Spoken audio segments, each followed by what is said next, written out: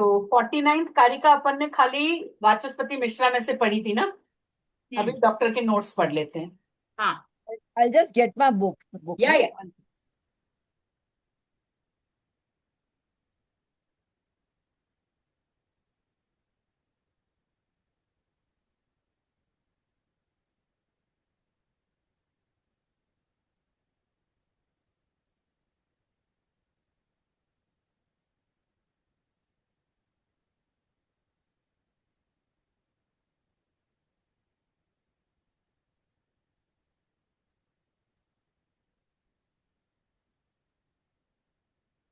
No? या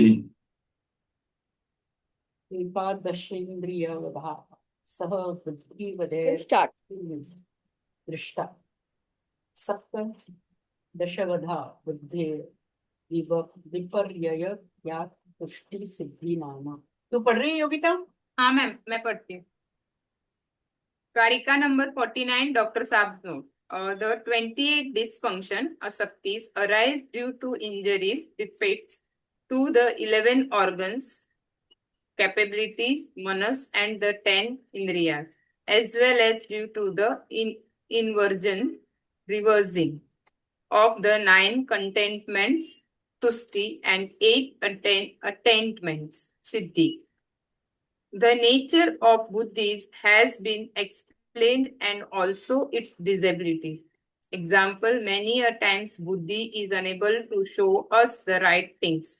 When we have not heard or seen correctly, or when there is negative thinking, or when there is no urge to acquire true knowledge, or when there is no guru, then buddhi finds itself deficient or disabled.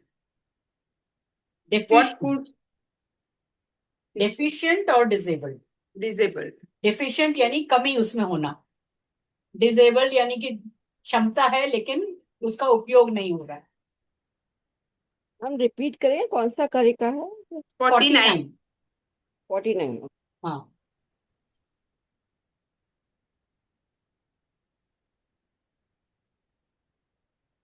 What could be the reason of this disability of buddhi? This we have neither heard or nor given it any serious consideration. Fortunately, we have got the opportunity to study Sankhya, and we should try and understand the principles to make our buddhi sharp and strong. For buddhi alone decides as to what is right and wrong and determines how something is to be done. There is an example of Satyakam, who was a very obedient son. Once his father asked him to kill a particular person. Satyakam was confused. He was a righteous person and contemplated as to how he could ever do such a thing. Later, when his father returned and learned he had not carried out his instruction, was very revealed and said, "You have saved me and yourself from a great sin, as the information I received was wrong." We do not augment the strength of our buddhi and apply it. Rather, we listen to our senses and impulsively react. We have to learn, understand, and only act after the correct understanding has dawned.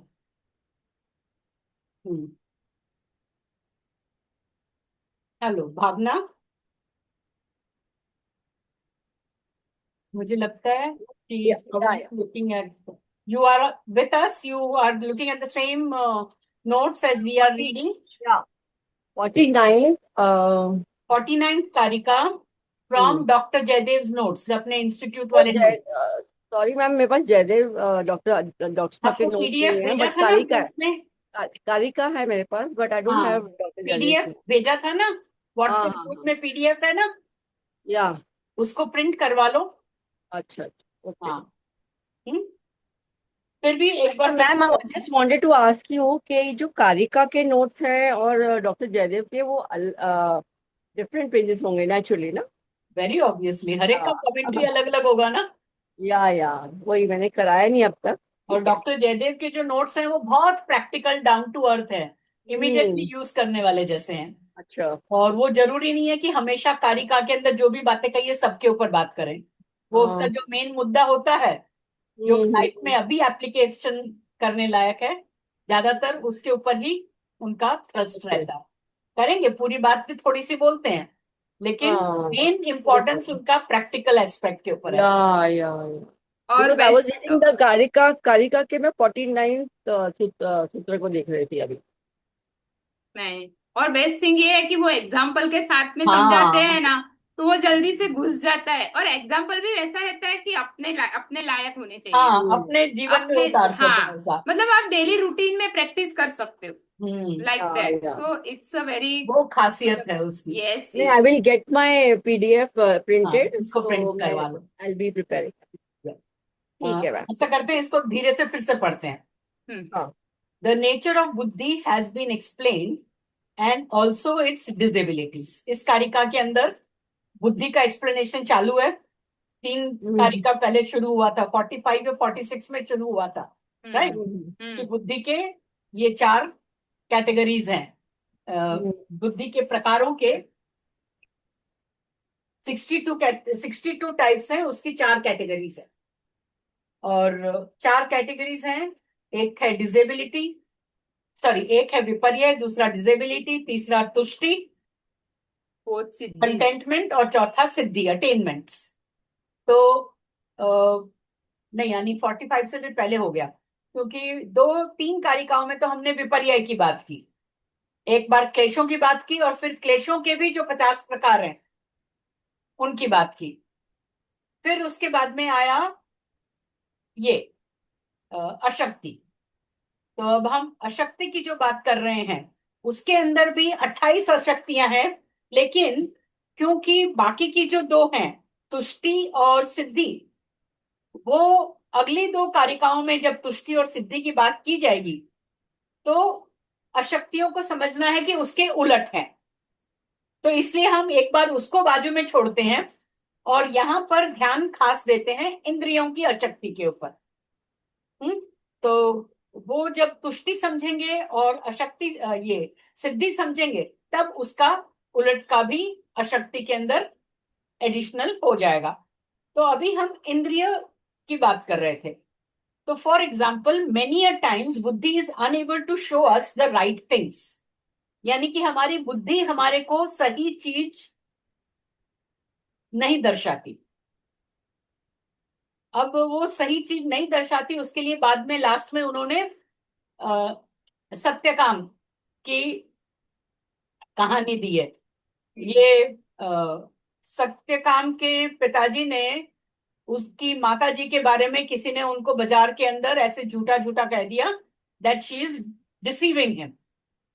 तो उन्होंने ये सत्यकाम बहुत ही आज्ञाकारी बेटा था, लेकिन उसकी एक बहुत आदत थी, बहुत वो विचार बहुत करता था कोई भी चीज को करने से पहले। इतना कि वो काम होता ही नहीं था, खाली विचारों में ही रह जाता था। तो उसके पिताजी ने उसको कहा कि मैं जब शाम तक वापस आऊं अपनी माता को खत्म कर देना, उनको मार देने के लिए कहा। तो सत्यकाम बैठ के आदत अनुसार वो बहुत सोचता रहा कि पहले तो पिताजी ने ऐसा क्यों कहा, और मारूं तो कैसे मारूं, माँ है मेरी, और कैसे मारने का, यानी वो सारा प्लानिंग प्लानिंग के अंदर ही सोचने सोचने में उसका पूरा दिन निकल गया। उस बीच में उसके पिताजी को समझ में आया कि किसी ने उनके साथ में दुश्मनी लेने के लिए ऐसी गलत बात उनके दिमाग में डाल दी थी। तो दौड़ते दौड़ते वापस जब घर आए और देखा कि सत्यकाम अभी भी वहीं बैठा हुआ है जहां सुबह वो उसको बोल के इंस्ट्रक्शन दे के गए थे, तो क्या भला हुआ, हाँ, कि तूने मेरा कहा नहीं किया। क्यों? क्योंकि उनकी बुद्धि भ्रष्ट हो गई थी उस समय। खाली सुनी हुई बात के ऊपर पूरा अच्छे से जानकारी लिए बिना उन्होंने गुस्से में निर्णय ले लिया था। तो गलत बुद्धि से लिया हुआ निर्णय जब इस प्रकार से हो जाता है तो आदमी राहत की सांस लेता है। तो एक चीज तो उन्होंने यहां पर ये कही है, यानी कि when we have not heard or seen correctly, or when there is negative thinking, or when there is no urge to acquire true knowledge, or when there is no guru, then buddhi finds itself deficient or disabled। कितने सारी चीजें हमारे को ध्यान दिलाई है doctor ने कि हमारी इंद्रिय की जो डिसेबिलिटीज हैं वो बुद्धि की डिसेबिलिटी हो जाती है। कैसे? जब when we have not heard or seen correctly, यानी कि इंद्रियों ने जो ग्रहण किया है उसको हमारे मन ने सही ढंग से प्रोसेस नहीं किया है, उसका आइडेंटिफिकेशन गलत किया है, उसको उल्टा समझा है। और ये हमको पता है, हमने ऑलरेडी क्लेशों के बारे में बात कर ली है कि वो जब क्लिष्ट युक्त हो जाती है बुद्धि तो इंद्रियों ने जो भी ग्रहण किया होता है वो उसको उलट पलट कर देती है, वो करेक्ट अंडरस्टैंडिंग नॉलेज इंफॉर्मेशन नहीं होता है। तो या तो इंद्रियों से जो कुछ नॉलेज आया है वो सही नहीं है, सबसे पहली बात। उसमें ज्यादातर हमारा नॉलेज आंख और कान से ही आता है, इसलिए आईज और ईयर्स को ज्यादा यूज किया है यहाँ पर। और when there is negative thinking, या हम लोग हर चीज के अंदर या किसी समय में हमारा माइंड ऐसा होता है कि उसको खाली नेगेटिव ही साइड दिखता है कि नहीं, इसने कुछ अच्छा भी किया है तो किसी मतलब से ही किया होगा, इसके अंदर उसका कुछ अल्टीरियर मोटिव होगा, है ना। इस प्रकार की हमारी यदि नेगेटिव थिंकिंग है तो भी हमारी बुद्धि भ्रष्ट होती है, तो वो भी हमारे अशक्ति है बुद्धि की। और when there is no urge to acquire true knowledge,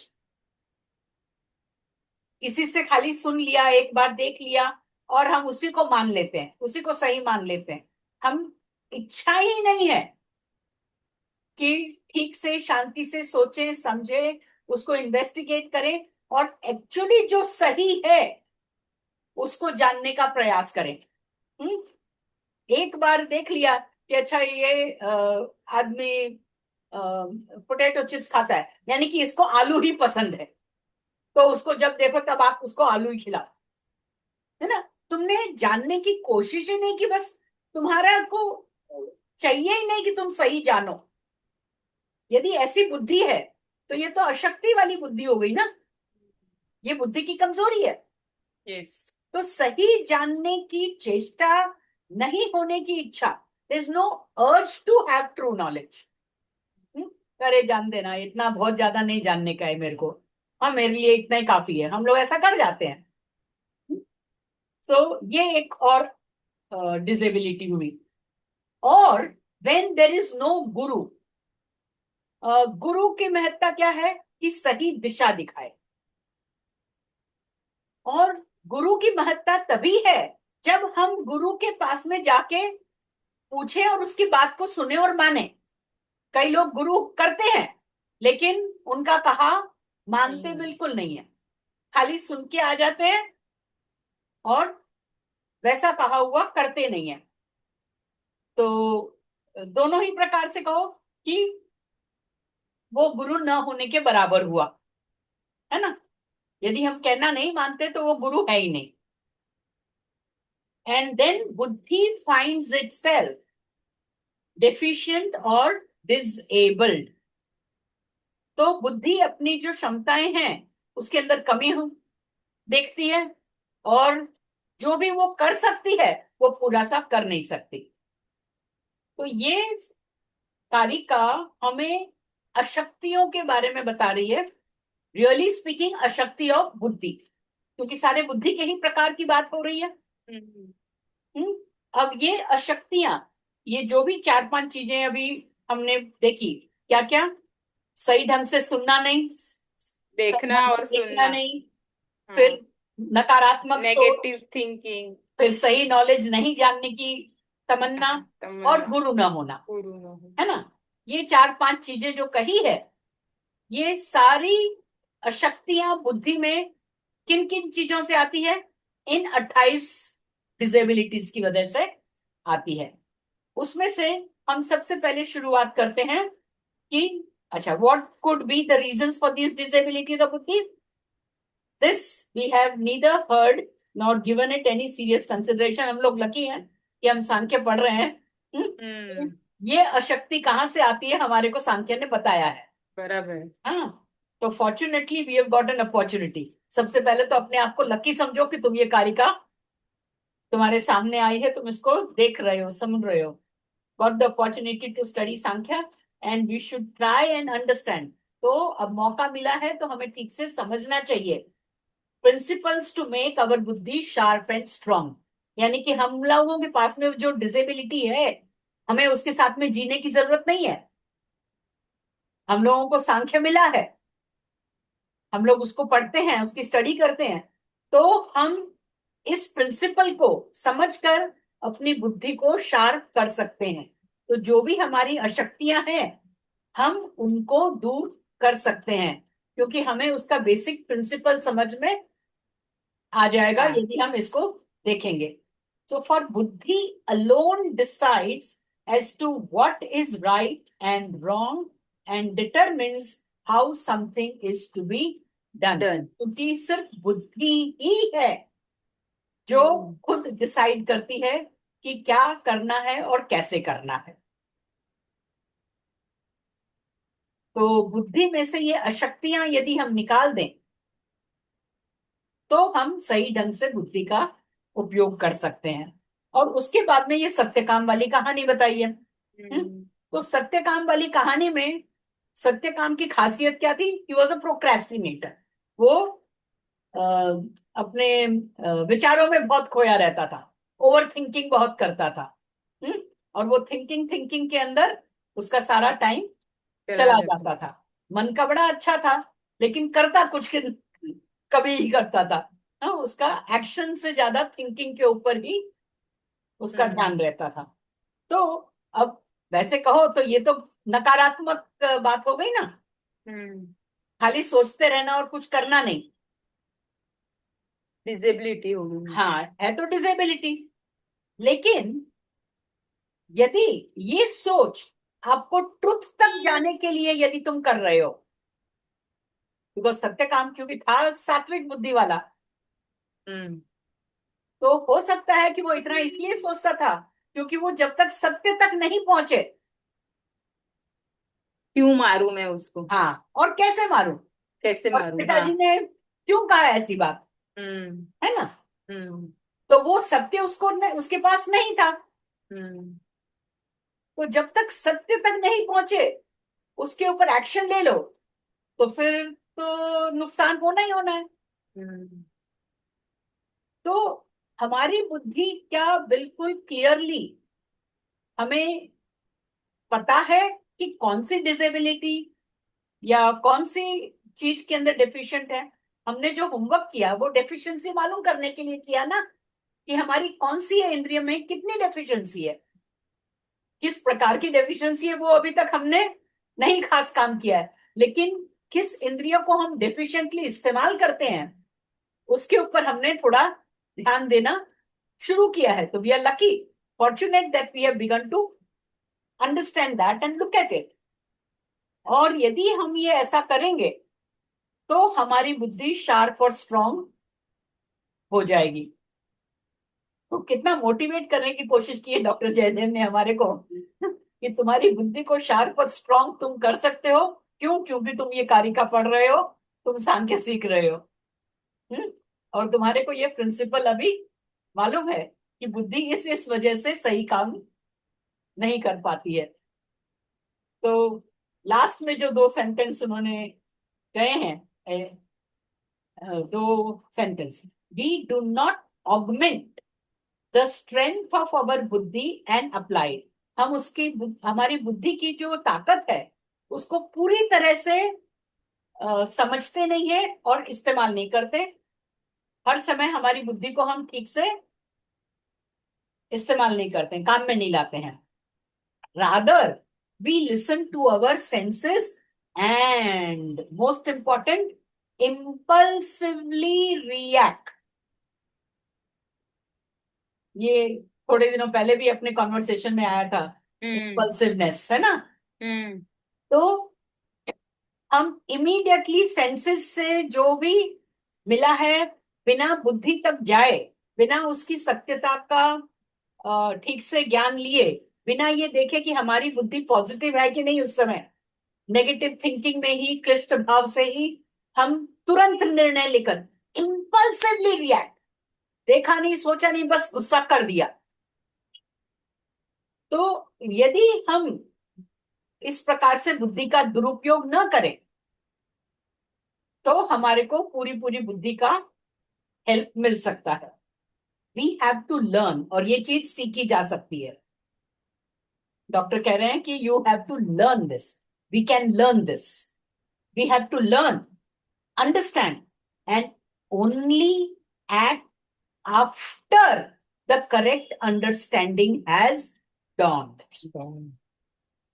तो एक्शन से पहले सही ढंग से कोई काम को, चीज को, बात को समझना चाहिए और फिर एक्शन लेना चाहिए। तो किसी भी काम को करने से पहले ठीक से समझो, ठीक से उसको जानो।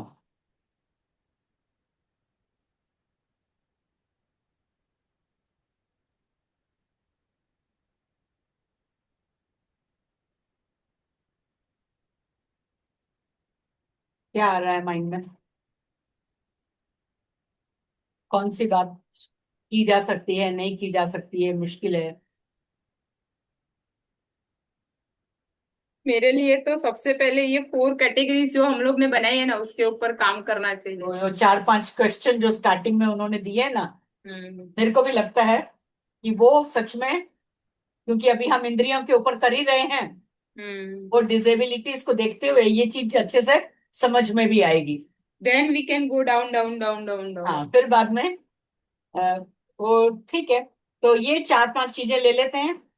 जो first, heard and seen correctly, correct, सही देखना, सही सुनना, कितना करते हैं कितना नहीं करते हैं उसके ऊपर ध्यान दो।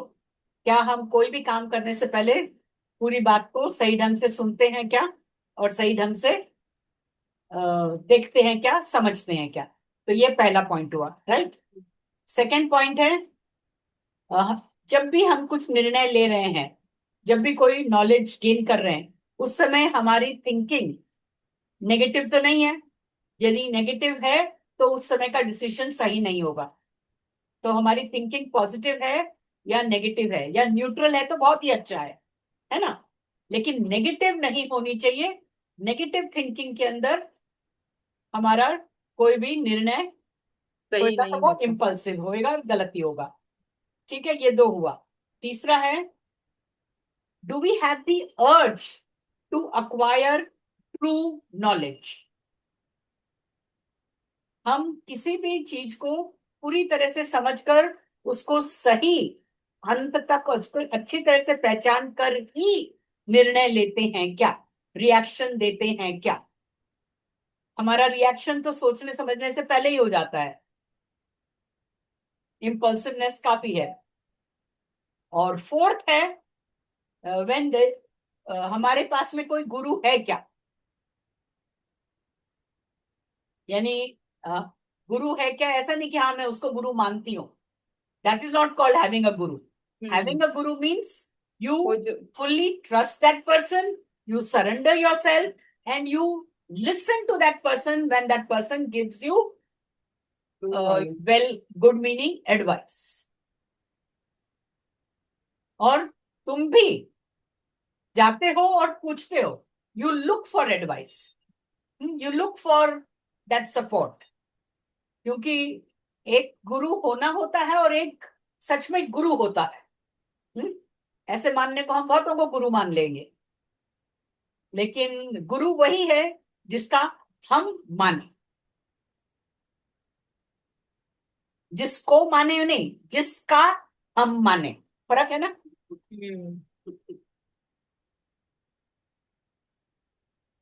तो ये चार चीजों के ऊपर देखते हैं और हमारा इम्पल्सिवनेस कितना है, उससे हमारे को ये चारों चीजें मालूम पड़ जाएगी, है ना। मैम लेकिन कभी कभी क्या होता है कि जैसे हम जो अब आपने फर्स्ट पॉइंट जो कहा कि हम सही आपने फर्स्ट पॉइंट क्या कहा कि सही सही निर्णय सुनना लेने के और नहीं। देखना। नहीं बट कभी कभी होता है जो मैं सही निर्णय की बात कर रही हूँ। Correct. It happens sometime that what we are thinking it is right from our side, but the other person doesn't thinks के ही इज राइट, हाँ, आई एम राइट। इसीलिए तो तो दैट उस समय इसीलिए दुविधा हो जाती कि मैं सही हूँ कि तो वो सही है, सामने, इसलिए तो यानी कि we have not work at getting true knowledge. वो थर्ड वाला पॉइंट हो गया। हम्म यदि हमें ऐसी दुविधा हो रही है तो तुम्हारे को ये देखना होगा कि ये निर्णय किसके लिए ले रहे हो। हम्म हम्म? अभी मैं सब्जी बनाने जा रही हूँ, खास करके मैंने जिसको बुलाया है उसकी पसंद की सब्जी बनाने का तय किया है। हम्म? तो क्या मुझे एकदम सही ढंग से मालूम है? वही मैं बता रही थी ना कि मैंने देखा है कि उसको वो चिप्स खाते हुए उसको बड़े चाव से चिप्स खा रहा था। हो सकता है उसको उस समय इतनी भूख लगी थी कि जो भी मिल गया उस समय चिप्स मिल गया, उसने चिप्स खा लिए। हाँ, तो मैंने तय कर लिया कि उसको आलू पसंद है। और हो सकता है कि वो आलू मजबूरी में खा रहा हो बेचारा, और मैं उसको बुला के उसको आलू ही आलू खिलाऊं। तो ये तो सोच का फर्क हो गया, यानी कि मैंने कोशिश ही नहीं की सही ढंग से जानने की। या हो सकता है कि उसने तुम्हारा खाने का इनविटेशन इसलिए एक्सेप्ट किया कि चलो तुम्हारे यहाँ जाके थोड़ा खाने में चेंज मिलेगा, और तुम चाहते हो कि जो वो खाता है उसको वही खिलाऊं। सही है ना। तो सही चीज को जानने की अर्ज, therefore doctors use very choice words. choice words. उन्होंने क्या लिखा है? अर्ज टू अक्वायर ट्रू नॉलेज। क्या हमारे में ये है क्या? हम कुछ भी डिसीजन लेने से पहले इम्पल्सिव यानी डिसीजन लेना या रिएक्ट करना, किसी भी ढंग का रिएक्शन देने से पहले क्या हम ट्रू नॉलेज के लिए हमारी तत्परता रहती है क्या? ये हमारा हमेशा का एक है क्या?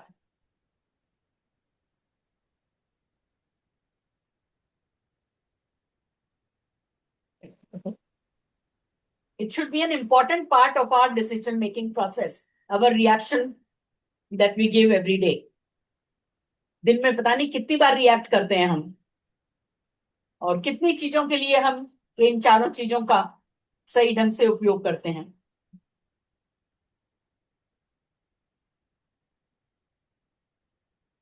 हाँ मैम, उसमें उन्होंने फेसिस भी बताए हैं।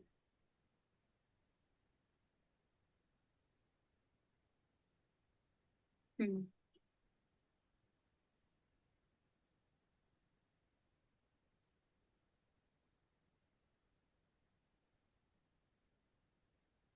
सुमति, क्या बोलती तू?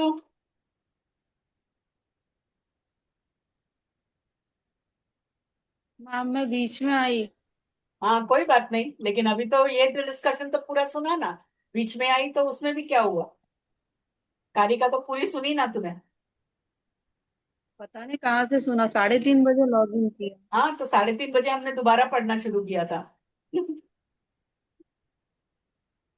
मैं पढ़ रही थी तभी तो आई, मैंने देखा। उससे पहले एक बार पढ़ने का हो गया था, लेकिन दोबारा मैंने बताया ना पूरा।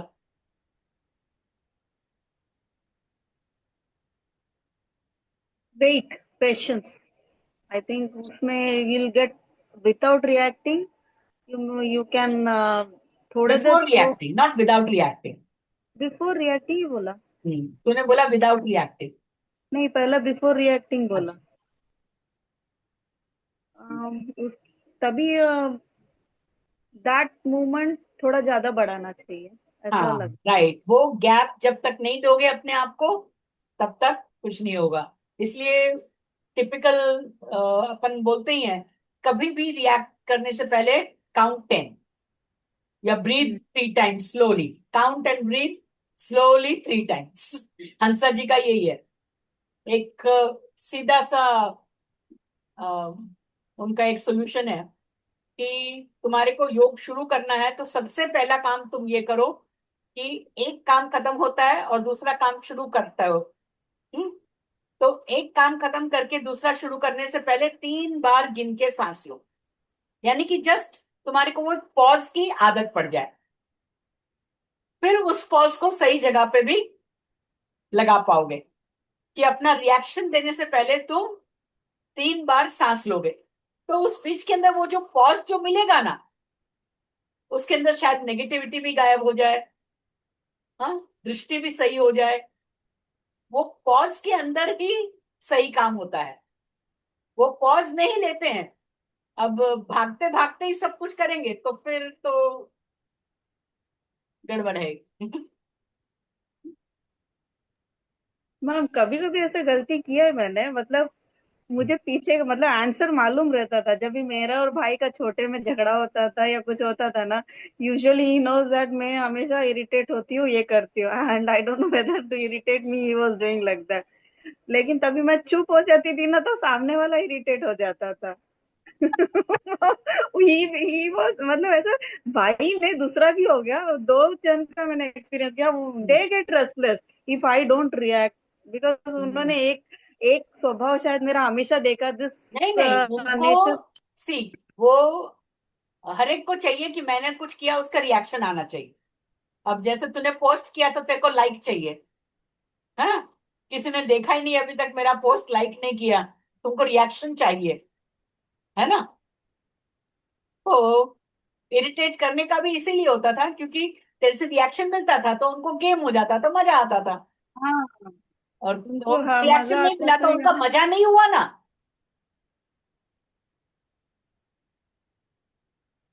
तो फेलियर हो गया ना। हाँ, तो वो तो बचपन की बात, रिएक्शन तो अभी भी। नहीं बट हाँ वो भी है, मतलब इम्पल्सिवली फिर करते हैं तो हम उनके इशारे पे वी हाँ, then fall you are prey like to puppet that. In the others hand. हाँ, आई एम, आई रिमोट से चलते हो फिर तो। मैं स्कूल में जब टीचर थी तो मैंने एक ऐसा ये योगा वोगा सीखने के बाद में ये तरीका मिला था, क्योंकि मैं बहुत इम्पल्सिवली रिएक्ट करती थी। और इसको कंट्रोल करने के लिए मैंने अपने लिए ही एक तरीका निकाला। और मैं हमेशा फर्स्ट डे, जब ईयर के बिगनिंग में क्लास शुरू होती थी, तो I would set the rules of the class. तो उनको ये बोलती थी मैं कि हर एक क्लास में कुछ बच्चे तो होते ही है ना शरारती, और कभी कभी सभी को थोड़ा मस्ती करने का मन करता ही है। तो मैं उनको ये बोलती थी कि मैं है ना रिमोट से काम करती हूँ, मेरा रिमोट तुम्हारे सबके हाथ में है। एक उसके अंदर पॉजिटिव बटन है और एक नेगेटिव बटन है। हाँ, तुमको चाहिए कि मैं तुम्हारे साथ अच्छे से रहूं, ठीक से अपन पठन पाठन अपना करें, तो तुम पॉजिटिव वाला बटन दबा सकते हो। और तुमको चाहिए कि भाई तुम्हारी पढ़ाई ठीक से नहीं हो, तुम्हारे को कुछ गुस्सा करूं या पनिशमेंट दूं, तो तुम नेगेटिव वाला बटन दबा देना। हम्म? तो अभी फिर मैं उनको पूछती थी, अच्छा नेगेटिव बटन दबाने के लिए क्या करना पड़ेगा? तो वो तो सबको मालूम है ना कि हम लोग बात करेंगे, सुनेंगे नहीं, वन एट अ ठीक है। टाइम टू आंसर, सब कोरस आंसर देंगे, वो नहीं करेंगे, चीटिंग करेंगे। सबको मालूम है। तो मैंने कहा यानी तुम ये सब चीजें मेरी क्लास में करोगे तो नेगेटिव बटन दबेगा तो मैं क्या करूंगी? तो then you will scold us, then you will punish us, you will give us imposition, you will complain to the principal। वो सारा सब मालूम है, वो भी मालूम है। यानी कि मैंने कहा तुमको मालूम पड़ जाएगा कि तुमने नेगेटिव बटन दबा दिए, है ना। और क्योंकि सबके रिमोट तो सबके हाथ में है, लेकिन कंट्रोल तो सिर्फ मेरा अकेले के ऊपर ही है ना। तो किसी एक ने भी नेगेटिव बटन दबाया तो उसमें नुकसान सारी क्लास का होएगा। तो आपस में तुम्हारे को समझ के लेना है। हाँ, यदि किसी दिन ऐसा है कि तुम्हारे को 5 मिनट थोड़ा फ्री चाहिए, कोई एक बहुत प्रीवियस तुम्हारा बहुत लंबा लेक्चर हो गया है कुछ, तो तुम मेरे को सीधा सीधा बोलो, तो मैं भी तुम्हारे साथ में 5 मिनट ब्रेक लूंगी, तुमको भी दूंगी, तो वो पॉजिटिव बटन होएगा। नहीं तो अपन जिस काम के लिए इधर इकट्ठा हुए हैं अपने को वो करना है। और वो बहुत अच्छे से फिर काम करता था।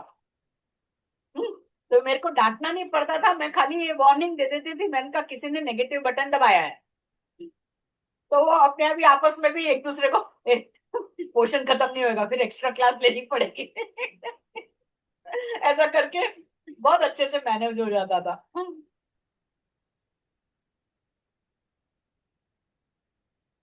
तो रिएक्शन टाइम को स्लो करने के लिए, और शुरू शुरू में तो मेरे को यही करना पड़ता था कि अब किसी ने कुछ कर दिया और मेरे को गुस्सा आ ही गया और मैं वापस चिल्लाने ही वाली हूँ, तो मैं बाकायदा खड़ी हो जाती थी टेबल पे, आंख बंद करके 3 बार सांस लेती थी, और फिर उसको रिएक्शन, अपने आप मेरा रिएक्शन इम्पल्सिव खत्म हो गया।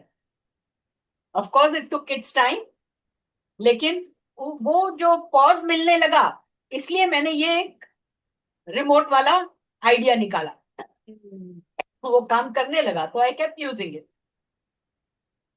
अच्छा है। लेकिन शुरू में मेरे को यही करना पड़ता था कि अंदर ही वो रिएक्शन तो आ गया है, लेकिन उस रिएक्शन को पॉज करने के लिए जस्ट ब्रीथ 3 टाइम्स और काउंट 1 to 10।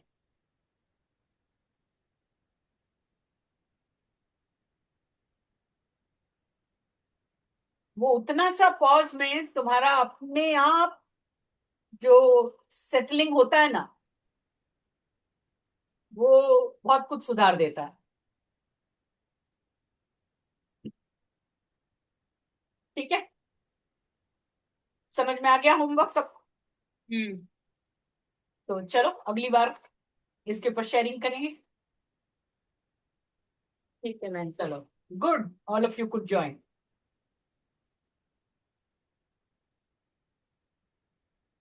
ठीक है, अच्छा किया, हाँ लेट मैम। के आई लेकिन आई।